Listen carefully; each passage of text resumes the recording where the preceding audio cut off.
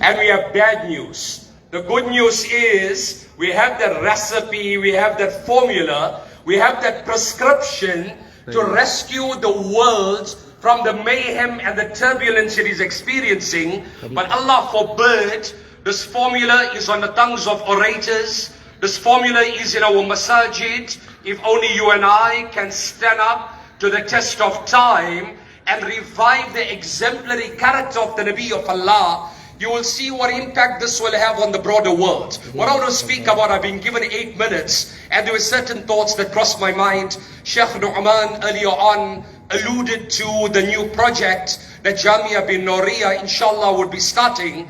And as I was sitting, there are some thoughts that crossed my mind, and I thought I shared that with you. Allah Rabbul Izzah, out of His kindness, has provided man with many opportunities to reach Him. When the verse of Quran was revealed, Man dhalladhi yuqridu Allah qardan hasana, who is there who will give a debt to Allah that Allah will multiply it manifold?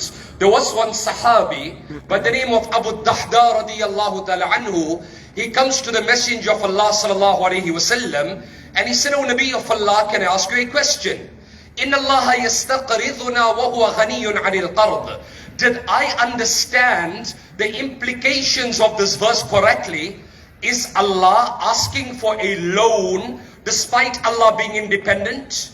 Is Allah asking for a loan despite Allah being independent? Nabi alayhi salam responded by saying, Na'am yuridu an yudkhilakumul jannata bihi. That indeed you have heard correct. Allah is asking you for a loan. He doesn't need the money, but Allah is providing you with an added opportunity to enter you into Jannah. He said, O Nabi of Allah, I make you my witness. I've got 2 pieces of land. إحداهما بالعالية والأخرى بالسافلة. One is in a place called Aliyah, the other is in a place called Safila. جعلتهما قرضا لله. I give both the pieces of land on the name of Allah, on condition that you secure my abode and the abode of my family in Jannah. Nabi alayhi salam said, no, let us do this. اجعل إحداهما لله والأخرى دعها معيشة لك ولعيالك.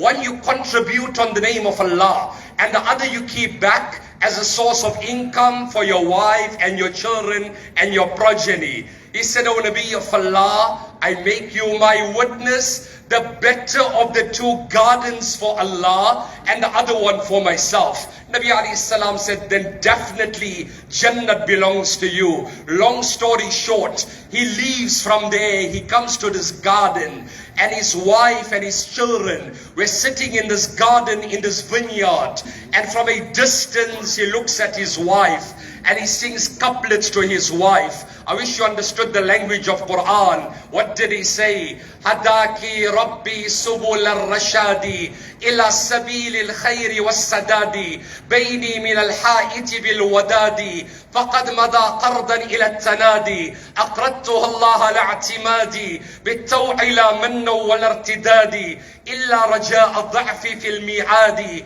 فارتحلي بالنفس والأولاد والبر لا شك والبر لا شك فخير زاد قدمه المرء إلى المآد. Allahu Akbar. I don't have time. What did he say? He said, oh my wife, you know how fond and attached I am to this garden. I heard that Allah is asking for a loan. I have given this garden as a loan to Allah. In lieu of this garden, Allah would give us a better and a superior garden in Jannah. Take the children and come out of the garden. This wife, she comes out, she looks at the husband and she responds with poetry. What did she say? بشرك الله بخير وفرج مثلك أدى ما لديه ونصحا قد متع الله به عيالي ومنح بالأجوة السوداء والزهو البلح والعبد يسعى وله ما قد قدحا طول الليالي وعليه ما اشترها. She said, oh my husband, Indeed, I will stand guarantee on Qiyamah's day. You have discharged the obligation of the wealth and the affluence that Allah has given us. Allah had allowed us to benefit from this garden. You have given this garden over to Allah. I am convinced Allah would give us a better garden in Jannah. Husband and wife, they embrace one another. Nabi alayhi salam looks at his companions. What did he say? Kam min ifdin darin li abid dahda. Allah alone knows. Allah alone knows how many vineyards, how many gardens, how many palatial homes Abu Dahda and his family will enjoy in Jannah. Friends and elders, this is an opportunity that we have. Open up your hearts, dig deep into your pockets, contribute towards this institution, leave behind a positive legacy. I leave you with the words of Imam Shafi'i. What did he say? My brothers, how many scholars and ulama have left this world?